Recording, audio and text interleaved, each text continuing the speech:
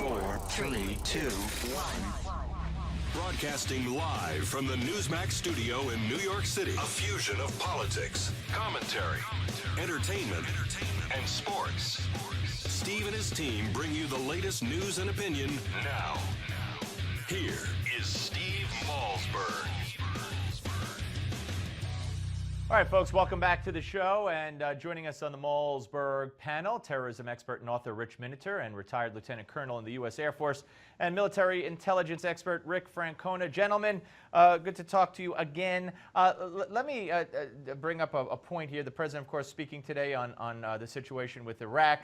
And of course, called it a very dangerous situation, would not rule out some kind of military response, but not boots on the ground.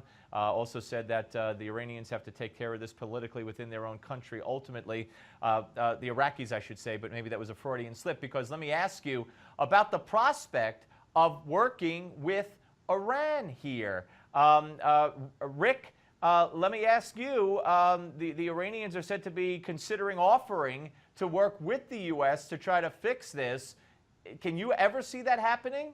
Yeah, isn't that the strange bedfellows argument? Well, we know that the Iranians already have 2 battalions of IRGC troops in Iraq.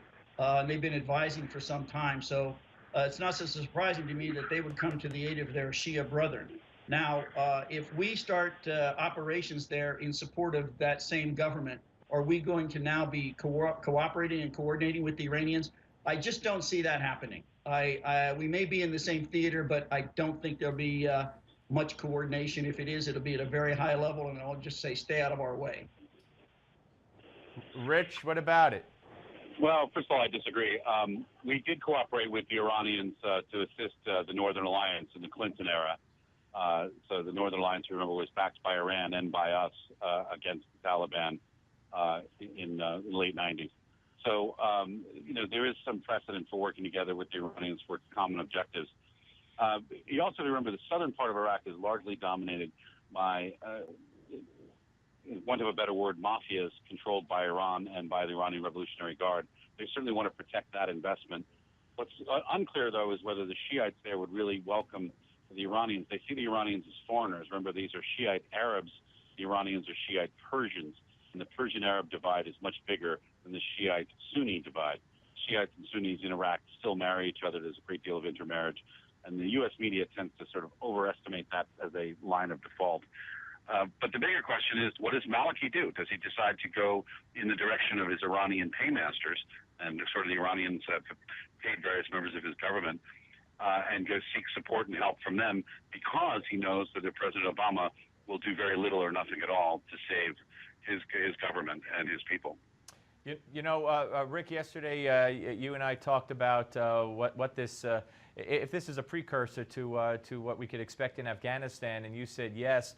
It is frightening to think that when we get out of there, this is going to happen there.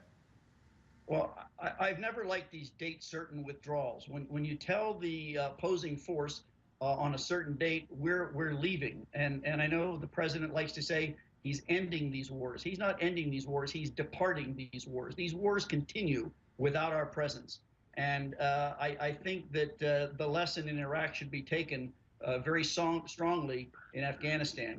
We've now told the Taliban when we're leaving. They know that all they have to do is sit and wait, and they will march into victory. And I think we need to rethink that. All right. Well, Rick Francona, Rich Miniter, thank you both very much. Good to talk to you. We'll speak to you down the road very soon. All right, folks. All right. Appreciate you coming on. All right, folks. The Steve Malzberg Show will, of course, be right back. But first, as we always do, we're going to take a look at America's Moment. And today, they're all very interesting, but another very interesting one today, MacArthur's invasion of Incheon. Stay tuned. On September 15th, 1950, General of the Army and Commander-in-Chief of the United Nations Forces, Douglas MacArthur, launched a surprise amphibious attack against the Communist North Korean Army at the Bay of Incheon in South Korea. Approximately 3 months earlier, the North invaded South Korea and soon captured its capital, Seoul. MacArthur, against the advice of his military advisors, chose Incheon for his counterattack. The move was risky. Incheon was heavily fortified, and American soldiers would face towering cliffs on its beaches. His maneuver caught the enemy completely by surprise. MacArthur quickly cut the North Korean army in half as their beleaguered army hastily beat a retreat north. For the moment, the government of South Korea had been saved. In an address to a joint session of Congress, General Douglas MacArthur uttered those famous words, "Old soldiers never die, they just fade away," and then added, "I now close my military career and just fade away."